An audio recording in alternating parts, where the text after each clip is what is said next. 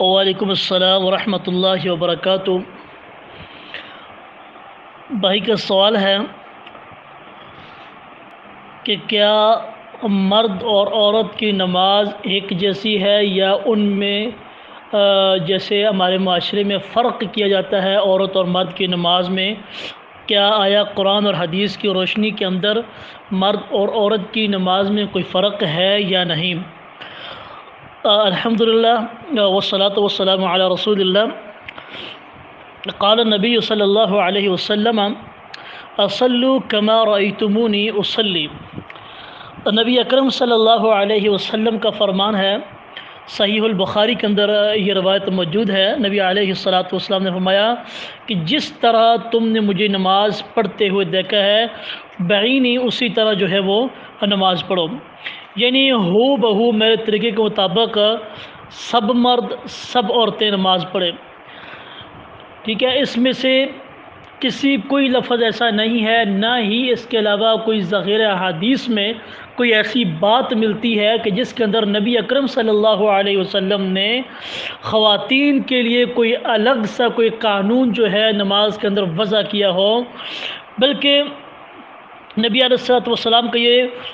جو فرمان ہے کہ صلوا کما رأیتمونی اصلی، اس میں مرد اور خواتین دونوں شامل ہیں کہ ان دونوں کو ایسے ہی نماز پڑھنی چاہیے جیسا کہ انہوں نے مجھے پڑھتے ہوئے دیکھا ہے۔ اور پھر اپنی طرف سے یہ حکم لگا دینا کہ عورتیں جو ہیں وہ کندھوں تک ہاتھ اٹھائیں اور مرد کانوں تک ہاتھ اٹھائیں، جیسے ہمارے معاشرے میں بعض سے لوگ اسی طرح کی جو تعلیم و تربیت کا جو ان کا سسٹم ہے وہ کر رہے ہیں۔ اور عورتوں کے لیے انہوں نے الگ سے جو ہے وہ نظام وضع کیا ہوا ہے کہ عورتیں جو ہے اپنے ہاتھ سینے پر باندھیں اور مرد زیر ناف باندھیں۔ پورے ذخیرہ احادیث کے اندر کوئی ضعیف روایت بھی ایسی موجود نہیں جس کے اندر یہ تفریق کی گئی ہو کہ مرد جو ہیں اپنے ہاتھ ناف کے نیچے باندھیں، عورتیں جو ہیں اپنے ہاتھ جو ہے ناف کے اوپر باندھیں، کوئی سینے کے اوپر باندھیں، کوئی ہے کہ یہ روایت جو ہے وہ ایسی جناب رسول اکرم صلی اللہ علیہ وآلہ وسلم سے نہیں ملتی۔ اور پھر اس کے بعد اگلا جو ہے کہ سجدے کے اندر عورت کی جو کیفیت بیان کی جاتی ہے کہ عورت کو زمین کے اوپر جو ہے بازو بچھا دینے چاہیے اور اس کو اپنا جو ہے زمین کے اوپر ہی بیٹھ جانا چاہیے، اوپر نہیں ہونا چاہیے۔ دیکھیں یہ دین اسلام کی بات ہے۔ دین اسلام الحمدللہ ایسا مذہب ہے، ایسا دین ہے جس کے اندر ہر پہلو شرم و حیا کے ہر پہلو کو مد نظر رکھا گیا ہے، لیکن یہاں پر جو نماز کا طریقہ ہے یہاں پر لوگوں کو بڑی جو ہے کہتے ہیں کہ جی عورت کو دیکھیں جی عورت اٹھی ہوئی اس طرح بری لگتی ہے، تو یہ کیسا نظام ہے، یہ کیسے ہو سکتا ہے؟ یہ اپنی سوچ ہے، ٹھیک ہے۔ اسلام نے ایسی کوئی چیز نہیں رہی سجدے کے اندر عورت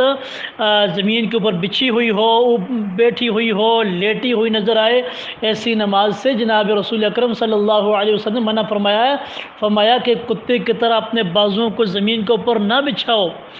یعنی جس طرح عورتوں کو یہ حکم دیا جا رہا ہے، بعض ہمارے جو ساتھی ہیں دوسرے مسالک کے جو اپنی عورتوں کو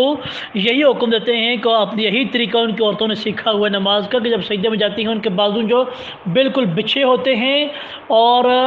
ان کے سینہ جو ہے ان کے جو یہ پہلو ہیں یہ ان کے جو ہے رانوں کے ساتھ لگے ہوتے ہیں۔ نبی اکرم صلی اللہ علیہ وسلم نے اس بات سے منع فرمایا ہے کہ کسی کے جو ہے سجدے کے اندر کسی کا سینہ جو ہے یہ پسلیاں جو ہیں یہ اس کے ساتھ رانوں کے ساتھ نہیں لگی ہونی چاہیے اور پہلو سے بالکل وہ ہے الگ ہونی چاہیے۔ نبی اکرم صلی اللہ علیہ وآلہ وسلم نے اس بات کو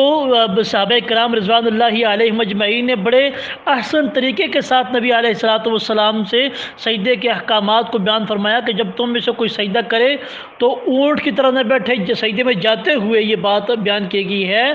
اور پھر دوسری بات جو ہے نبی اکرم صلی اللہ علیہ وسلم سجدے کے اندر اس بات کو بھی مد نظر رکھا گیا ہے کہ نبی کریم صلی اللہ علیہ وسلم نے کہ بازو کو بچھانا جو ہے یہ اس بات سے تشبیہ دی گئی ہے کہ اپنے بازو کو اس طرح نہ بچھاؤ جس طرح کتا جو ہے اپنے بازو کو زمین کے اوپر بچھاتا ہے۔ عبداللہ بن مالک رضی اللہ تعالیٰ عنہ کہتے ہیں کہ رسول اکرم صلی اللہ علیہ وسلم جب سجدہ کرتے تو اپنے ہاتھوں کو اتنا کھولتے، بازو کو اتنا بلند کرتے کہ ان کی بغلوں کی سفیدی جو ہے وہ نظر آتی، یعنی نیچے سے روشنی نظر آتی تھی، یا اپنے بازوؤں کو اپنے پہلو سے جو ہے وہ اتنا دور رکھتے تھے۔ تو بہت سی عورتیں سجدے میں بازو بچھا رہتی ہیں اور پیٹ کو جو ہے رانوں سے ملا کر رکھتی ہیں اور دونوں قدموں کو بھی زمین پر کھڑا نہیں کرتی، تو یہ طریقہ جو ہے رسول اکرم صلی اللہ علیہ وسلم کے فرمان اور سنت کے خلاف ہے۔ رسول اکرم صلی اللہ علیہ وسلم کا یہی فرمان ہے کہ تم کوئی مرد جو عورت اپنے بازو سجدے میں اس طرح بچھائے جس طرح کتا جو ہے وہ بچھاتا ہے۔ اور دوسری روایت کے صحیح مسلم کی جو روایت ہے کہ نبی کریم صلی اللہ علیہ وسلم نے فرمایا کہ برا بن عازب رضی اللہ تعالیٰ حدیث کے راوی ہیں کہ جب تم سجدہ کرو تو اپنے دونوں ہاتھ زمین پر رکھو اور اپنی جو ہیں دونوں کونیوں کو بلند کر کے رکھو، یہاں تک کہ رسول اکرم صلی اللہ علیہ وسلم جب سجدہ کرتے تو اگر بکری کا بچہ جو ہے وہ آپ کے بازو کے نیچے سے گزرنا چاہتا تو وہ گزر سکتا تھا۔ نبی اکرم صلی اللہ علیہ وآلہ وسلم کے اس فرمان سے یہ بات بالکل واضح ہو جاتی ہے کہ نمازی مرد یا عورت کو اپنے دونوں ہاتھ زمین پر رکھ کر دونوں کونیاں یعنی بازو زمین سے اٹھا کر رکھنے چاہیے، پیٹ بھی رانوں سے جدا رہے، سینہ بھی زمین سے اونچا رہے۔ میں اپنے تمام بھائیوں سے یہ بات جو ہے وہ گزارش کرتا ہوں کہ خدا را ان باتوں کے پیچھے نہ لگیں، آپ صحیح دین کو اپنائیں، جو نبی اکرم صلی اللہ علیہ وسلم کا طریقہ ہے جو ہم تک پہنچا ہے اس کو اپنائیں، اس میں تعویلیں نہ کریں۔ بعض لوگ یہ فضول عذر پیش کرتے ہیں کہ اس طرح سجدے میں عورت کی جو چھاتی ہے وہ زمین سے بلند ہو جاتی ہے جو بے پردگی کی علامت ہے، حالانکہ رسول اکرم صلی اللہ علیہ وسلم نے عورت کے لیے اوڑھنی کو لازم قرار دیا ہے کہ اور چادر لینا، اسی لیے تو پردے کو لازم قرار دیا ہے۔ نماز کے اندر عورت مکمل پردے میں ہوگی،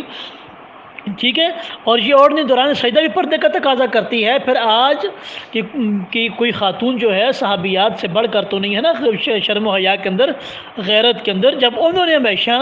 سنت کے مطابق نماز ادا کی ہے تو آج کی خاتون کو بھی انہی کے راستے پر چلنا چاہیے۔ تو گزارش یہ ہے تمام بھائیوں کی خدمت میں کہ اپنی طرف سے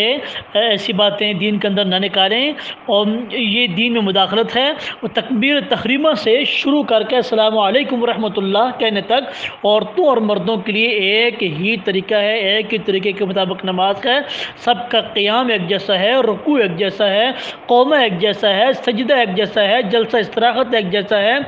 قاعدہ ایک جیسا ہے، ہر مقام پر پڑھنے کی دعائیں ایک جیسی ہیں۔ رسول اکرم صلی اللہ علیہ وسلم مرد اور عورت کی نماز کے طریقہ میں کوئی فرق جو ہے وہ نہیں بتایا، یہ سارے فرق جو ہیں ہمارے اپنے بتائے ہوئے ہیں۔ اللہ سبحانہ و تعالیٰ سے دعا ہے کہ مولا کریم ہمیں صحیح معنوں میں جناب رسول اکرم صلی اللہ علیہ وسلم کی اطاعت کرنے کی توفیق عطا فرمائے۔ یا ایھا الذین آمنوا اطیعوا اللہ واطیعوا الرسول ولا تبطلوا اعمالکم، کہ ایمان والو اللہ اور اس کے رسول کی اطاعت کرو، کہیں ایسا نہ ہو اللہ اور اس کے رسول کی نافرمانی کر بیٹھو اور تمہارے اعمال جو ہیں وہ ضائع ہو جائیں۔ السلام علیکم ورحمۃ اللہ وبرکاتہ۔